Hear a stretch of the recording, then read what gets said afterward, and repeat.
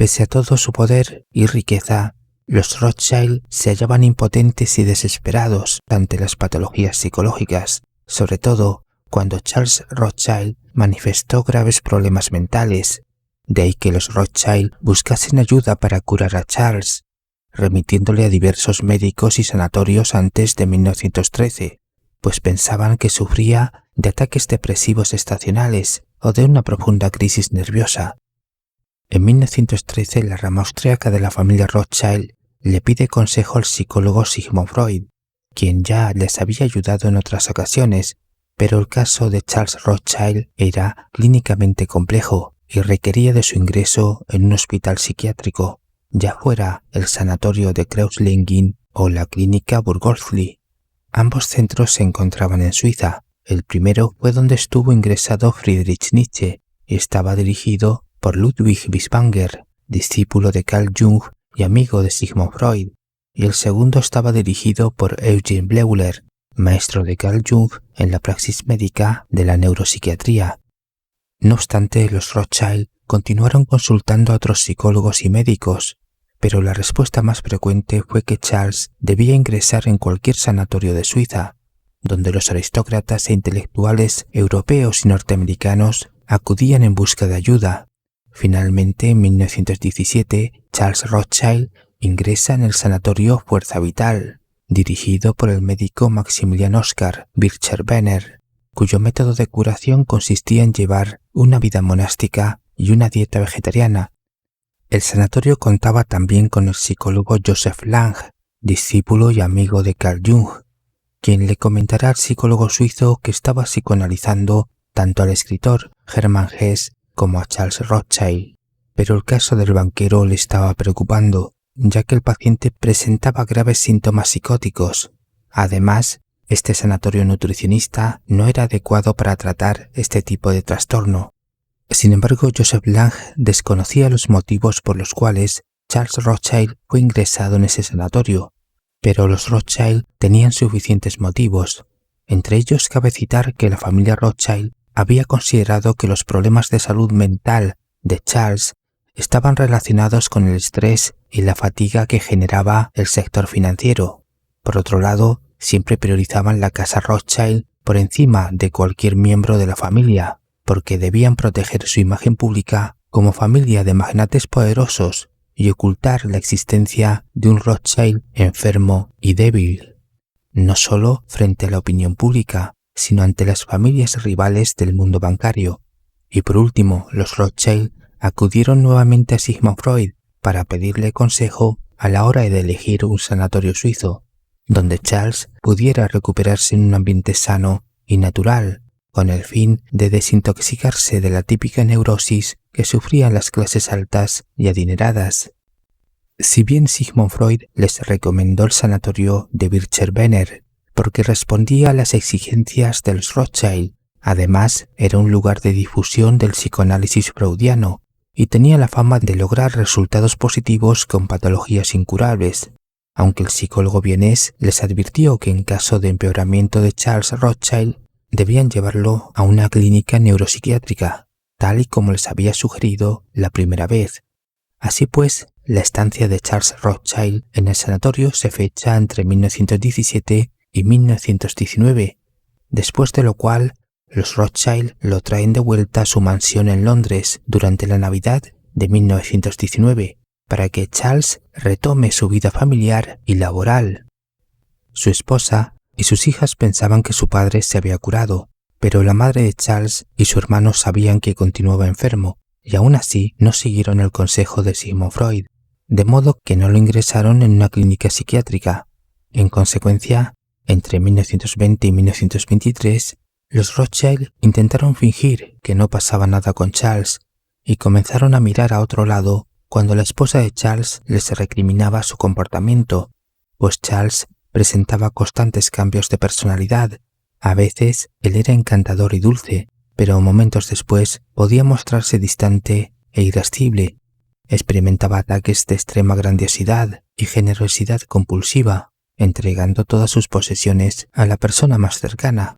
Durante días enteros no dormía, mirando a través de las habitaciones, a nadie o nada en particular. luego se estrellaba contra la pared y se quedaba dormido durante el almuerzo. En ocasiones ni siquiera era consciente de la existencia de su esposa y sus hijas. No las miraba ni socializaba con ellas, eran pues como seres invisibles, aunque cuando se obsesionaba totalmente con un tema, entonces hablaría de ello con cualquiera que quisiera escucharlo.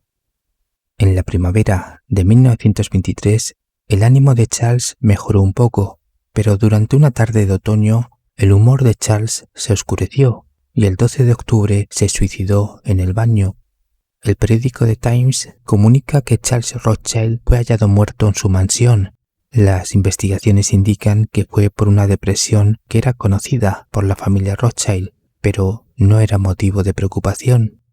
Sin duda, los Rothschild se blindaron, prohibiendo al personal que hablara del estado patológico de Charles y silenciaron la tragedia en la medida de lo posible a través del control de los periódicos. Aún así, la muerte de Charles fue una catástrofe para la casa Rothschild. No solo perdieron al heredero de la rama británica, sino también les dejó un vacío y una terrible sensación de vergüenza. En 1923, el suicidio era ilegal, una afrenta a la ley, a la sociedad y al monarca.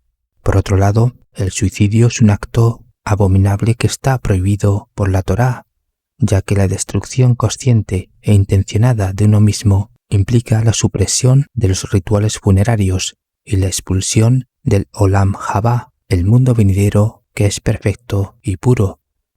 El 13 de octubre los Rothschild consiguieron enterrarlo en un cementerio judío, tras explicar la situación psicológica de Charles al rabino de la sinagoga de Londres. Siguiendo la ley judía, solo acudieron los hombres de la familia Rothschild y las mujeres y niños se quedaron en la mansión, donde Emma de Rothschild, la mamá de Charles, permaneció leyendo un libro de Sigmund Freud. Tal vez estuviera pensando en los consejos del psicólogo austriaco y cómo estos fueron desestimados finalmente. Así que, con la muerte de su hijo, un sentimiento de culpa la acompañó hasta su fallecimiento en 1935. A las hijas de Charles se les ocultó durante mucho tiempo la verdadera patología de su padre y cómo falleció en la mansión, puesto que era un tema prohibido dentro de la familia Rothschild.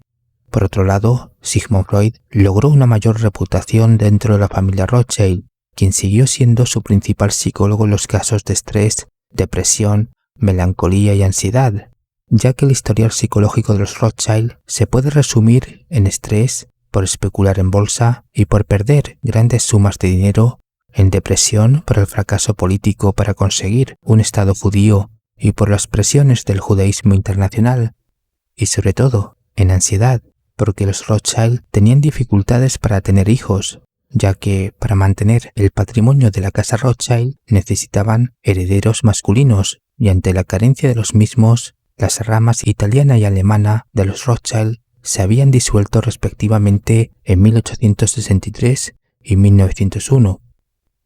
Así pues, los Rothschild presentan una típica neurosis hasta la cuarta generación, en la cual se produce el caso de Charles Rothschild, porque según las conversaciones de Joseph Lange con Carl Jung, la patología del paciente Rothschild no sigue un patrón predecible.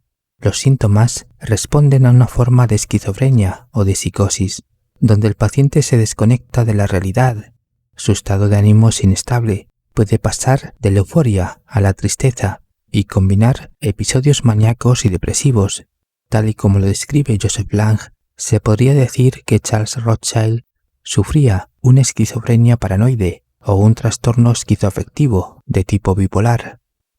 Cuando las hijas de Charles Rothschild se hicieron mayores, comenzaron a hacerse preguntas indagatorias. ¿Cuál fue exactamente la patología de su padre? ¿Y por qué los Rothschild habían elegido al místico Carl Jung en vez del psicólogo Sigmund Freud? Sin duda, la casa Rothschild manejó el tema de Charles Rothschild con el máximo hermetismo. Incluso a las hijas de Charles no se les permitió conocer la verdad hasta mucho tiempo después. Primero, los Rothschild antepusieron sus intereses como familia sobre un individuo. Segundo, Sigmund Freud no fue persuasivo con los Rothschild con respecto a la gravedad patológica de Charles, ni tampoco hizo grandes esfuerzos para que estos entendieran que Eugene Bleuler era el mayor experto en esquizofrenia en aquel momento y que Carl Jung no era un místico, sino que tenía una especialidad en psiquiatría. Los Rothschild nunca se pusieron en contacto con Carl Jung entre 1913 y 1919, etapa en la cual se produjo la ruptura con Sigmund Freud y la consecuente campaña de desprestigio contra el psicólogo suizo. De ahí que Carl Jung solo conozca el caso de Charles Rothschild a través del psicólogo Joseph Lange, y tras comentarle todos los síntomas característicos de la esquizofrenia, el psicólogo suizo hace un paralelismo entre los Rothschild y los faraones del antiguo Egipto, y entre los Rothschild y la casa de los Habsburgo, y le dice que el caso de Charles es la consecuencia de una degeneración del linaje familiar, porque los Rothschild practicaban la endogamia desde el siglo XIX, casándose con sus primas e incluso con sus tías, de manera que la endogamia le pudo provocar la esquizofrenia, entendida esta como una patología genética recesiva. Las hijas de Charles Rothschild llegaron más tarde a las conclusiones de Carl Jung y Joseph Lange, y hacia 1962 fundaron el Fondo de Investigación para la Esquizofrenia, para promover una mejor comprensión, prevención, tratamiento y curación de la esquizofrenia, porque esta patología tiene un componente hereditario y cualquier Rothschild es un objetivo de este enemigo sin rostro, quizás el mayor enemigo de la casa Rothschild. Buenos días, buenas tardes y buenas noches.